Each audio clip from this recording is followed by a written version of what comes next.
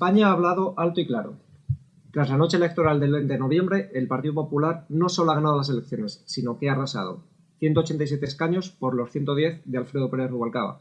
Precisamente esos 110 que le va a perseguir al exministro y, digamos, candidato que no líder del socialismo, le va a perseguir de por vida. Porque si una de sus últimas tareas como ministro del Interior fue la de reducir la velocidad de 120 a 110 km por hora, se va a estrenar en el Congreso de los Diputados precisamente también con otros 110, los 110 diputados que sacó en las elecciones de ayer. Otro dato destacado, los 7 escaños de Amaiur, la marca proetarra, que entra con fuerza en el Congreso de los Diputados, y también UPyD, que pasa de 1 a 5, y el partido de Álvarez Cascos, que consigue un escaño. Bueno, pues para analizar lo que fue una larga noche electoral y sobre todo las consecuencias que tendrán estos resultados, tenemos hoy en nuestros estudios a Virginia Ródenas. Buenos días. Hola, buenos días. Y Almudena Negro. Buenos días. Buenos días. Bueno, pues para empezar, una primera conclusión de lo que ha sido esta noche electoral. Hablabas de datos que se corresponden con los 110, que es con lo que se va a estrenar Rubalcaba en la oposición en el Parlamento, y curiosamente la pérdida de votos ronda casi los 5 millones, que ha perdido curiosamente el mismo número de parados que deja el desastre económico de la política de Rodríguez Zapatero y el Partido Socialista. Bueno, pues gran victoria de Mariano Rajoy, a la tercera va la vencida, y debacle absoluta del Partido Socialista, al que le esperan por delante un par de años, yo creo que de canibalismo político, que es a lo que vamos a asistir en Ferraz. Ojo, y con las elecciones además autonómicas andaluzas, donde el vuelco ha sido tremendo, absoluto. O sea, una comunidad como esa, votante socialista hasta la médula durante toda la historia de nuestra democracia, y ahora resulta que vota PP. Es que algo el Partido Socialista ha desaparecido si nos fijamos en toda España. En Extremadura o Castilla-La Mancha, donde el Partido Popular ha accedido hace nada al poder, se ha consolidado la victoria del Partido Popular. En Madrid o en Valencia o en Murcia, el PSOE empieza a dejar de existir.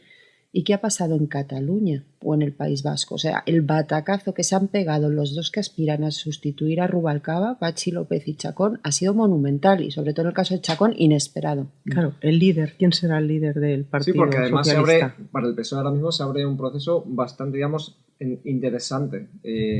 Tienen que decidir quién va a ser ahora mismo el que lidere el proceso de cambio en el Partido Socialista.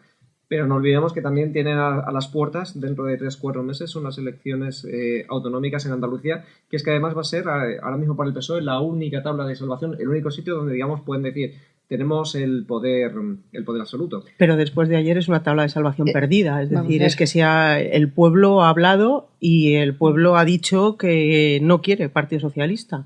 Es que vamos a ver, el historial de corrupción, la historia de los seres, las colocaciones, esta historia manifiesta de abuso de poder, de corrupción, en fin, llega un momento en el que se hace verdaderamente insoportable para cualquier pueblo, y en este caso, en el pueblo andaluz, esa corrupción ha tocado la médula. Yo imagino que en las elecciones para las que no falta prácticamente nada, lo que ayer dijo el pueblo se consolide con la victoria del Partido Popular y del señor Arenas en la comunidad andaluza. Hombre, extrapolando los datos, sería una mayoría absoluta el Partido Popular en Andalucía, extrapolándolos. Lo que pasa es que en política 3 o 4 meses son mucho tiempo, y cualquier cosa puede pasar. Desde luego, a día de hoy todo indica que Griñán y Chávez se van a ir a la cola del INEM, donde tienen a un buen porcentaje de andaluces. Bueno, o sea, acordaros además que no quiso Griñán por nada del mundo que las elecciones se celebraran el mismo día, ¿no? Quería separar los dos procesos para poder tomar aire y tener, aunque solamente fuera una mínima probabilidad de, con un plazo, lo que decís, ¿no?, que pueda correr el tiempo a su favor. No parece que esto vaya a ser así, que casi sería un milagro, pero bueno, en política las cosas son a veces sorprendentes. Y a José Antonio Griñán ahora mismo, ¿qué escenario le puede interesar más? Si la de un PSOE ahora mismo descabezado y que esté un tiempo de transición, o que se abra el melón sucesorio de Rodríguez Zapatero y que aquello sea un nido de cuchilladas y de navajazos por la espalda, y que esa guerra prácticamente llega a la orilla de marzo, que será cuando se convoquen las elecciones en Andalucía. Es que yo creo que la batalla interna del PSOE va a ser inevitable, por lo tanto Griñán no puede elegir escenario. Yo creo que esto va a ser así. En todo caso, yo creo, vuelvo a insistir, de aquí a marzo muchas cosas pueden pasar y yo creo que lo que suceda en Andalucía va a tener mucho que ver con lo que haga Mariano Rajoy en los primeros meses de gobierno. De cualquier forma, la batalla en el Partido Socialista Andaluz ya ha empezado. Es decir, la gente ha habido por ir en las listas, hablabas tú de puñaladas traperas y mucho más. La gente ha empezado a recolocarse, la gente ha empezado... No olvidemos que uno de los males terroríficos de nuestro país es la consideración de la política como una profesión en la que la gente se mete como el que se hace funcionario. Es decir, es algo que es para toda la vida y que te metes ahí, te dan un sueldo y ahí aguantas, caiga la que caiga. O sea, esta vocación política de servicio y de tal es algo que está muy olvidada por nuestra clase política y de ahí vemos cómo en todas las encuestas de opinión la perspectiva, o sea, la gente ve la percepción que se tiene de la política es absolutamente nefasta, de la clase política. En el caso del Partido Socialista en Andalucía, las puñaladas llevan ya tiempo, gente queriéndose colocar, queriéndose ir en las listas nacionales, en fin. Ojo con eso que está, en fin, la demolición, porque esto se está disolviendo como un azucarillo en un vaso de agua. Esto ya ha empezado y lo saben bien. O sea, que yo creo que la debacle del Partido Socialista en realidad se certificó el pasado 22. Hombre, con las elecciones municipales y autonómicas, cuando ha perdido la empresa de colocación. Porque al perder el poder autonómico y el municipal se han perdido miles de puestos de enchufados, que es lo triste de la política española, ¿no? Y yo creo que tiene mala solución. Sucedía hace poco que al padre de Vivian Aído le agredía a otro militante socialista en Cádiz. Claro, es que ya no va a haber para repartir puestos y eso va a ser Tú imagínate terrible. Con la pasta que nos ha costado Vivian Aído en la ONU, la de cosas que se podían haber hecho en todos esos pueblos andaluces donde el índice de paro es fabuloso y donde la gente las está pasando canutas, yéndose a hacer la compra a los contenedores que se dejan en los supermercados. Claro, cuando la gente ve cómo a esta persona se le ha colocado con todo lo que ha traído de cola de enfrentamiento entre españoles, de denigración de las propias mujeres, porque ha habido políticas absolutamente denigratorias para las mujeres, de lo que ha hecho Vivian Aído, esta ministra, que a mí me parece que ha sido para cualquiera que tenga dos dedos de frente y sobre todo para las mujeres un caso verdaderamente casi monstruoso. O sea, nunca se habían hecho políticas tan descabelladas ni se habían dado subvenciones tan absurdas y un derroche tan terrible. No me extraña que cualquiera quiera agredir al... Vamos, no me extraña, no. Me parece terrible, pero que es que los ánimos están muy encendidos. De todas formas, yo creo que hay que mirar a otras dos autonomías. Cataluña y el País Vasco, que es donde Mariano Rajoy va a tener el gran problema. No, y que es la otra cuestión, por ejemplo, el caso del País Vasco y sobre todo del socialismo. Podemos casi deducir, a tenor de los resultados, que a Patxi López le quedan estos dos años y que, bueno, desgraciadamente creo que vamos a ver posiblemente a un Lehendakari vinculado al mundo proetarra. Eso es tremendo. O sea, ayer la sensación, por un lado, el sosiego y el discurso que dio Mariano Rajoy, que a mí me parece un discurso de Estado, me pareció un estadista que sabe y que además no admite bromas en lo que nos queda por delante, lo sabe bien. Y esa sensación un poco de esperanza, ¿no? Yo creo que fue un mensaje muy esperanzador, de futuro, sin alegrías, con los pies en el suelo, pero de esperanza, y por otro lado esa desesperanza de todos los ciudadanos de bien de este país, que vimos como un grupo que es la ETA, según ha dicho nuestro Tribunal Supremo, bueno, pues va a sentarse con grupo propio en el Parlamento de todos los españoles y además, sobre todo, con la advertencia de sus dirigentes de que llegaban al Parlamento para la confrontación. A mí me parece una sensación un poco que ayer pinchaba ese sentimiento de esperanza, ¿no?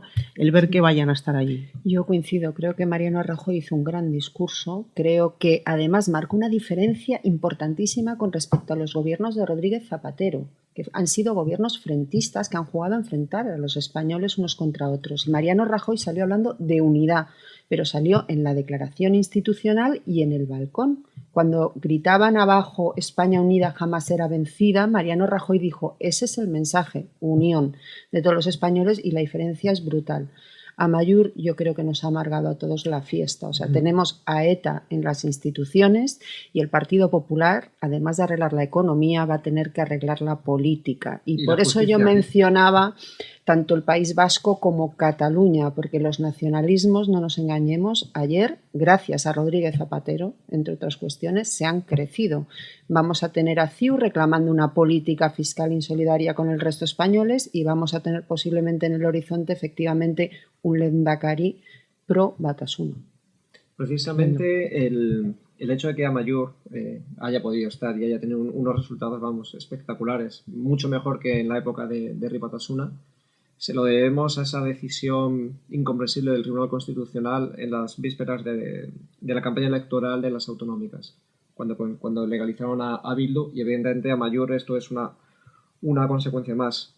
Evidentemente, una de las medidas yo creo que el Partido Popular debería tener en esta legislatura es una reforma pero integral de la justicia, conseguir de una vez por todas esa separación política, justicia, que no haya jueces designados por los partidos políticos y que al final consigan perpetrar pues accidentes o disparates como los que se perpetraron el 5 o 6 de mayo. Pero eso está claro, pero es que son tantas las asignaturas, esta justicia, esta educación, esta sanidad, está el sistema de las autonomías que tanto se ha criticado.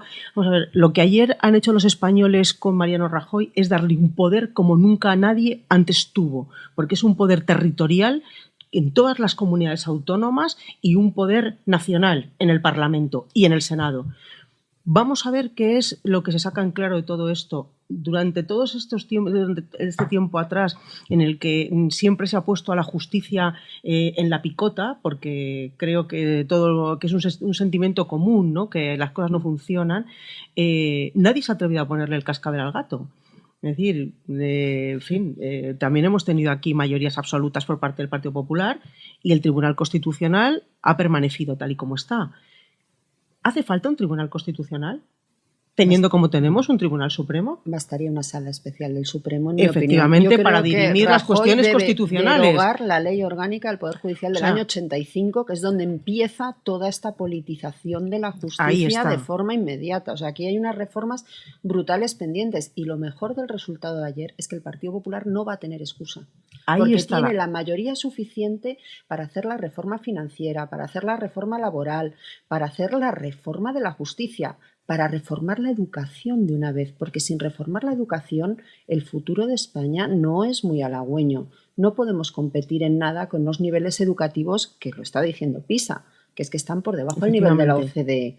Justicia, educación, economía. El señor Rajoy debe entender el mensaje. Lo que los españoles ayer han dicho es, señor Rajoy, cambie de una vez, dele la vuelta al sistema.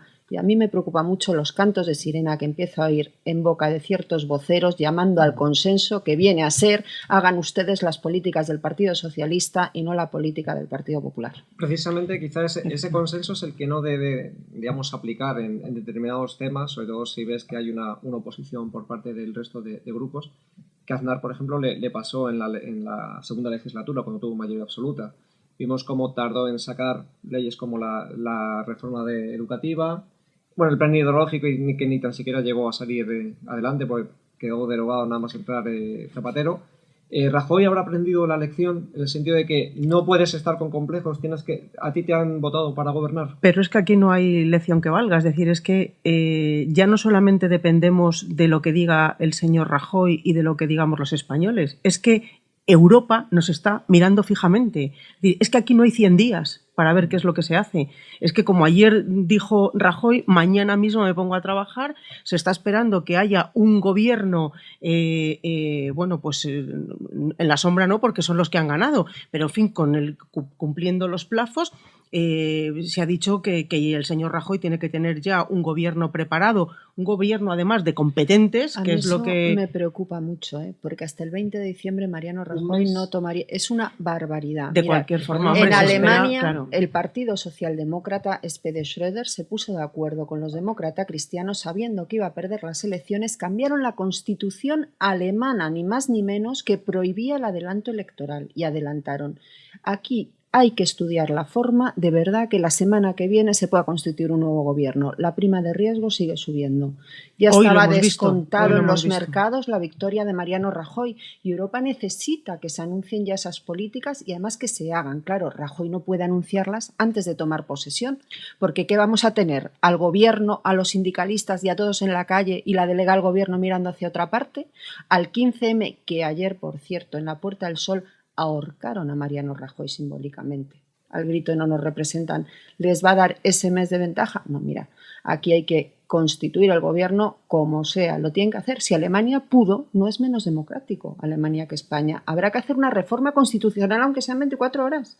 Bueno, yo creo que eso no se va a hacer. No se va a hacer, pero yo también creo que después de todo lo que este gobierno socialista, a donde ha conducido a España, yo creo que no va a aprovechar este tiempo de descuento hasta su salida final a la oposición práctica.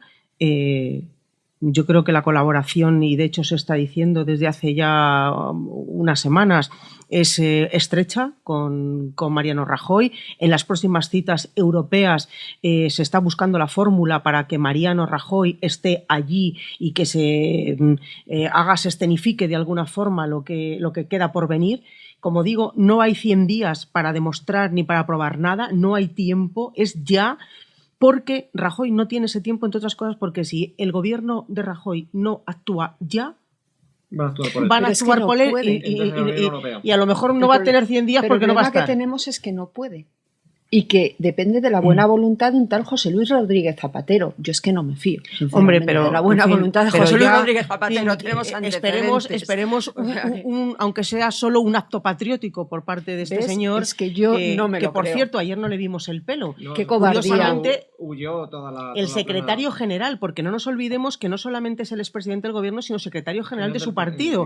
Y ese secretario general de su partido, que junto con Rubalcaba, que no nos olvidemos de la coparticipación del señor Rubalcaba en todos los desastres del gobierno, del que ha sido vicepresidente, no estaba presente para dar la cara. Es decir, le dejaron solo a Rubalcaba que afrontara el desastre y esta demolición del Partido Socialista. Y me pareció ya un último acto de indignidad que yo creo que le retrata, claro, ¿no? Yo creo que de un señor que dijo que el concepto de nación es discutido y discutible, yo no esperaría un gesto para precisamente salvar, digamos, de alguna manera la nación española, de la que se nos viene encima económica y políticamente. Por lo tanto, yo creo que vamos a ver qué pasa de aquí al 20 de diciembre, que tome posesión Mariano Rajoy. De hecho, ya hay muchas voces que piden al PP mantener el proyecto de ingeniería social que ha estado llevando a cabo el Partido Socialista esos últimos 8 años, ley del aborto, ley de matrimonios, es decir, pensiones, o sea, efectivamente, es decir, ya se le está exigiendo a Mariano Rajoy que renuncie al programa con el que ha ganado las elecciones. Pues precisamente, y casi además la última pregunta que quisiera haceros, ¿se da consciente Mariano Rajoy y el entorno de Mariano Rajoy que en realidad la clave de su victoria no está en un aumento excesivo de votantes, que apenas pues 500.600.000 votos, sino que su triunfo pasa por los 4,3 millones de votantes que tuvo el Partido Socialista en las anteriores elecciones y que se han pasado pues a distintas fuerzas, que apenas el PP ha cogido un 10% de esos apoyos que han sido desafectos con Rubalcaba. Yo creo que es algo, primero es una lección para todos, es decir, hoy estás arriba, pero al final el pueblo, y no los que están en la Puerta del Sol ni esos del 15M, son los que tienen la palabra. La palabra del pueblo está en las urnas. Y las urnas han dicho efectivamente que el Partido Socialista lo había hecho muy mal y prácticamente lo han llevado a la disolución del Partido Socialista con el peor resultado de su historia.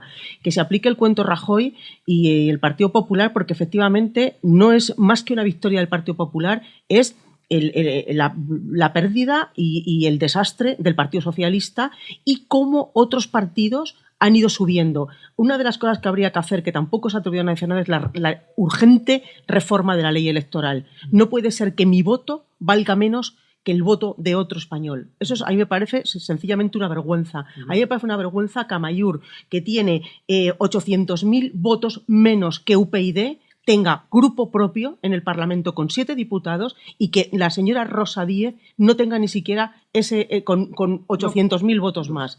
O sea, es absolutamente una vergüenza. Y ocurre igual que con CiU y con los nacionalistas. O sea, teniendo mucho más votos que los nacionalistas, la señora Rosa Díez no tiene grupo parlamentario propio y, sin embargo, CiU va a tener 17 diputados. Es vergonzoso. No es posible que un voto en España valga menos dependiendo del lugar en donde vives. Y esto es una de las cosas que tampoco han querido afrontar los partidos. Equo, por ejemplo, con 250.000, 260.000 votos, no consigue, no consigue representación. Va con compromiso, evidentemente, pero Equo por sí solo, con casi esos 300.000 votos, no hubiera sacado que son nada. Los que ha sacado Amaiur. En cambio, Coalición Canaria, con apenas 124.000, son 2 diputados. Efectivamente. Yo creo que lo que tiene que ver el Partido Popular es por qué no han subido, sobre todo en determinadas comunidades autónomas. También se ha bajado en otras, muy poquito, pero se ha bajado y tendrían que ver por qué. Porque quizá se ha votado al Partido Popular pero sin demasiada ilusión por el voto, como un mal menor, mientras que además el Partido Socialista es que se ha desmoronado, y se ha desmoronado, en mi opinión, menos de lo que se debía haber desmoronado con la que nos ha liado. Aún así, yo, si fuera el Partido Popular, haría una reflexión muy seria, comunidad autónoma, por ejemplo, Valencia, donde el Partido Popular ha perdido muy poquito, aunque haya subido en porcentaje de voto y en escaños, ha perdido sufragios, y deberían mirar por qué. Vamos a mirar también Madrid. Efectivamente, hay vamos que a mirar Madrid, todo. Y gente donde, claro, en fin, es muy fácil llevar programas electorales, decir cosas, pero por ejemplo los que vivimos en una capital como Madrid, gobernada por un ayuntamiento del Partido Popular con el señor Ruiz Gallardón, que aspira a ser ministro del futuro gobierno, cómo hemos visto se han ido incrementando los impuestos frente a programas en los que dicen bajada de impuestos, etcétera, y ahora nosotros estamos viendo, y lo hemos visto en nuestras propias carnes, cómo esas políticas no se han cumplido, con una deuda de 7.000 millones que tiene la capital de España, ¿no? Claro. Eso es la forma cómo va a gobernar el Partido Popular de aquí a los próximos 4 años. No, porque nos arruinamos todos. Esperemos que no. Pero de todas formas, yo creo que un error sería adjudicar toda la abstención a votantes del Partido Socialista. Yo creo que ha habido también bastante abstención en el Partido Popular. Pues Almudena, Negro, Virginia Ronas, muchísimas gracias por venir, sobre todo porque ayer tuvo que ser una noche, me imagino, también larga para vosotros, y bueno, pues la verdad que es parte de agradecer el esfuerzo de estar aquí en la un placer. la tertulia. Encantada. Muchísimas gracias a las dos. Hasta luego.